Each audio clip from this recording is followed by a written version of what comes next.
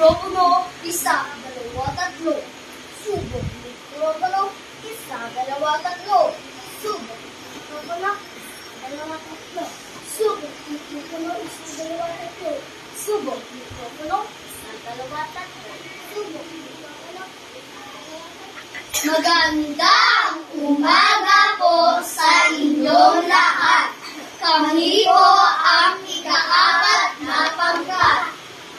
Magandang araw bayan. Ito si Anthony Barreto. Upang ang aming mga kasama ng balita. At narito kami upang ihatid ang napakamahalagang balita tungkol sa pananampalataya sa Diyos bilang gabay sa lahat ng pagkakataon. Sa gitna ng mga pagsubok, sakuna at mga problemang kinakaharap ng bawat isa sa atin. Isa lamang ang matibay na sandigan na marami. Ang pananampalataya sa Diyos, bawat panalangin. Humihiling tayo ng gabay, lakas, at liwanag sa ating mga hakbang. Lord, kalpagdimo, nagmula. Narito pa ako ngayon kasama si Ginoong Pedro, isang guro na dumaan sa matinding pagsubok na mawalan siya ng trabaho noong pandemya. Ginoong Pedro, paano po kaya natulungan ng pananampalataya sa panahong iyon? Sa gitna ng kawalan, hindi ako nawalan ng tiwala sa Diyos.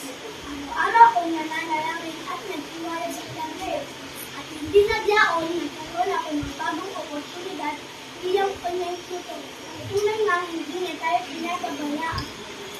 Isang magandang halimbawa, iyan natin mga oras. Makasaya o magpasipot. Nariyan ang Diyos upang bumabay. Marami rin sa kabataan, ngayon ang patuloy na ikalapit sa Kanya upang hindi ng direksyon sa buhay. Tama ka dyan, Albert. Narito rin tayo ngayon kasama si Maria, ang estudyante. Maria, paano mo ginagamit ang pananampalataya sa iyong pag-aaral? Kapag may isang problema sa pamilya, palagi akong nananalangin. Parang may kapayapaan sa puso ko at natisan ang takot. Sa totoo lang, mas naging matatag ako sa pagharap sa lupa.